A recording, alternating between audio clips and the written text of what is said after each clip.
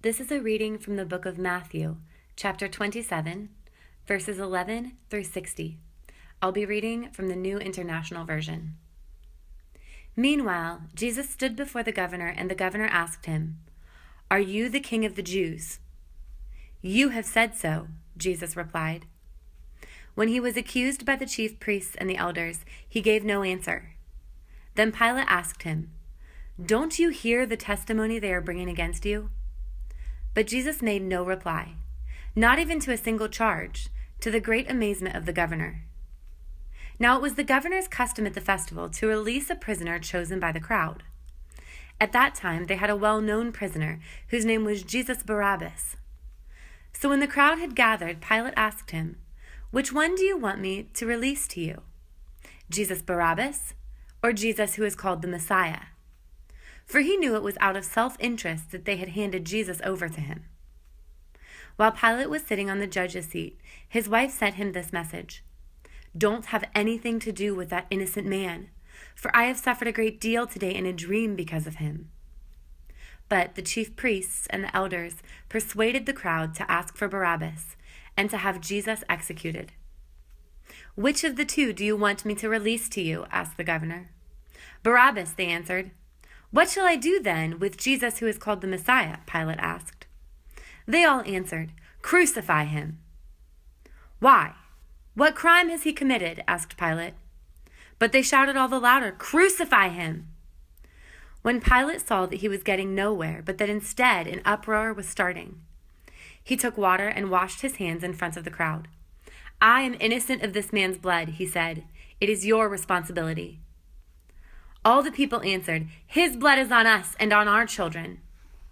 Then he released Barabbas to them, but he had Jesus flogged and handed him over to be crucified. Then the governor's soldiers took Jesus into the praetorium and gathered the whole company of soldiers around him. They stripped him and put a scarlet robe on him, and then twisted together a crown of thorns and set it on his head. They put a staff in his right hand. Then they knelt in front of him and mocked him. "Hail, King of the Jews," they said. They spit on him and took the staff and struck him on the head again and again.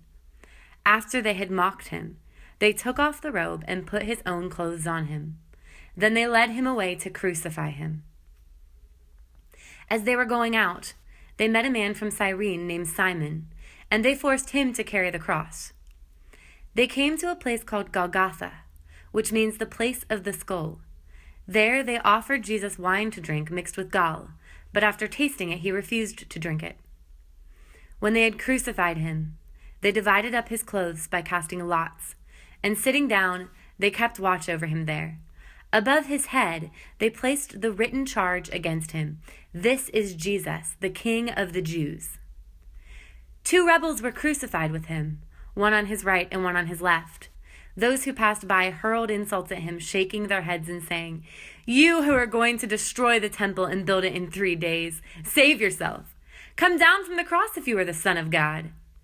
In the same way, the chief priests, the teachers of the law, and the elders mocked him. "He saved others," they said, "but he can't save himself. He's the King of Israel. Let him come down from the cross, and we will believe in him. He trusts in God. Let God rescue him now if he wants. For he said, 'I am the Son of God.'" In the same way, the rebels who were crucified with him also heaped insults on him.